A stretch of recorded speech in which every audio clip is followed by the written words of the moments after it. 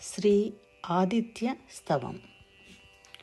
శ్రీ మార్కండేయ పురాణంలోని ఆదిత్య స్తవం అత్యంత విశిష్టమైనది.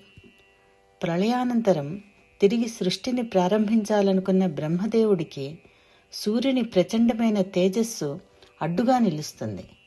ఆ వేడిని భరించలేక సృష్టి కార్యానికి అనుకూలంగా తన తేజస్సును తగ్గించుకోమని బ్రహ్మదేవుడు సూర్యుని ప్రార్థిస్తాడు. ఈ ఆదిత్య స్తవాన్ని సప్తమి నాడు పారాయణ చేసిన ఆరోగ్యాన్ని పొందుతారు. మరియు 40 రోజులు ఏకధాటిగా విన్నా చదివినా వారికి శారీరక మానసిక రోగాలు నయమవుతాయి. బ్రహ్మ ఉవాచ నమస్యే యస్మయం సర్వం ఏతత్ సర్వమయశ్చయః విశ్వమూర్తిః పరం జ్యోతిః యత్తత్ ధ్యాయంతి యోగినః. ఏ జగత్తంతా ఎవరి స్వరూపమో, ఎవరు సర్వమయుడో, విశ్వమే తన రూపంగా కలవాడో, యోగులు దేనినైతే ధ్యానిస్తారో ఆ పరమ జ్యోతి స్వరూపునికి నేను నమస్కరిస్తున్నాను. రుగ్మయో యో యజుషం నిధానం సామ్నాం చ యో యోనిరతింత్య శక్తిః త్రయీమయః స్థూలతయార్థమాత్ర పరస్వరూపో గుణపారయోగ్యః. ఎవరు ఋగ్వేద స్వరూపుడో, ఎవరు యజుర్వేదానికి నిధియో, సామవేదానికి మూలమో, అతింత్యమైన శక్తి కలవాడో, వేదత్రయీ స్వరూపుడో, స్థూల రూపంలోనూ మరియు అర్ధమాత్ర అనే పరస్వరూపంలోనూ ఉంటూ త్రిగుణాలకు అతీతుడో అట్టివానికి నమస్కారం.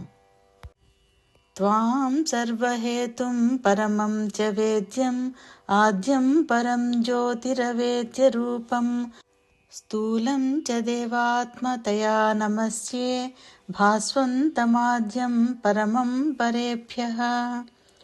సమస్తానికి కారణమైన వాడివి, తెలుసుకోదగిన పరమ వస్తువువు, ఆది పురుషుడవు, ఇంద్రియాలకు అందని రూపం కలవాడవు, దేవతల ఆత్మవు, ప్రకాశించే ఓ భాస్కర, శ్రేష్టమైన వారికంటే శ్రేష్ఠుడవైన నీకు నమస్కరిస్తున్నాను.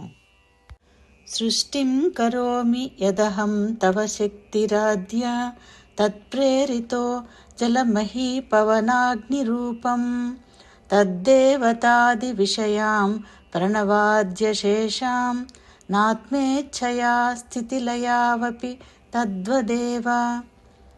నీ మొదటి శక్తి ద్వారా ప్రేరేపించబడిన వాడనే నేను నీటిని, భూమిని, వాయువును, అగ్నిని సృష్టిస్తున్నాను.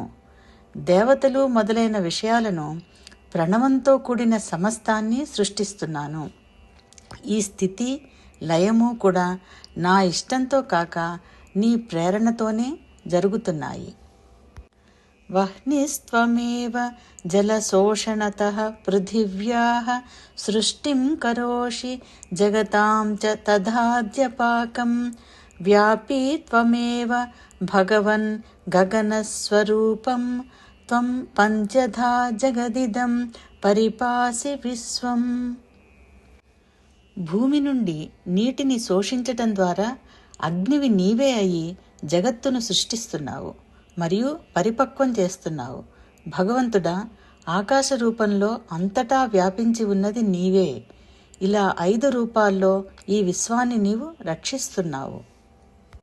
యజ్ఞైర్యజంతి పరమాత్మవిదో భవంతం విష్ణుస్వరూపమఖిలేష్టిమయం వివస్వన్ ధ్యాయంతి చాపి యతయో నియతాత్మచిత్తాః సర్వేశ్వరం పరమమాత్మ విముక్తి కామా.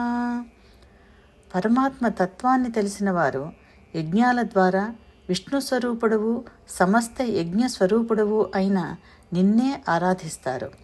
ఓ సూర్య, మనస్సును నిగ్రహించుకున్న యతులు కూడా మోక్షాన్ని కోరుతూ సర్వేశ్వరుడువు, పరమ పురుషుడవైన నిన్నే ధ్యానిస్తారు.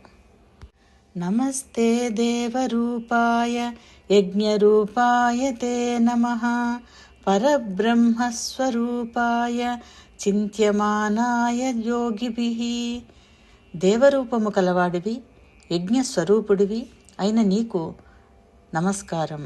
యోగులచే ధ్యానించబడే పరబ్రహ్మ స్వరూపుడవైన నీకు నమస్కారం. ఉపసంహర తేజో యత్తేజసః సంహతిస్తవ సృష్టేర్విధాతాయ విభో సృష్టౌ చాహం సముద్యతః. నీవు తేజస్సుల సమూహానివి. ఓ విభో, నీ ప్రచండమైన తేజస్సును తగ్గించుకో, ఉపసంహరించుకో. సృష్టికర్తనైన నేను ఇప్పుడు సృష్టి కార్యమునందు నిమగ్నమై ఉన్నాను.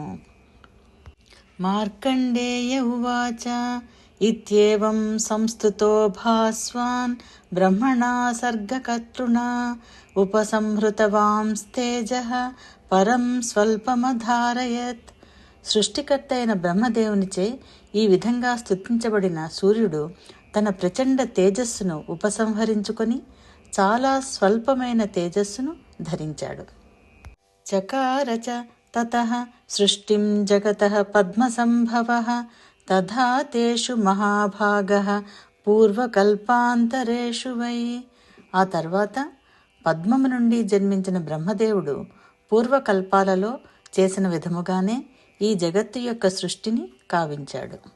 దేవాంశురాదీన్ మర్త్యాంశ్చ పశ్వాదీన్ వృక్షధీవృధః ససర్జ పూర్వవద్ బ్రహ్మ నరకాంశ మహామునే.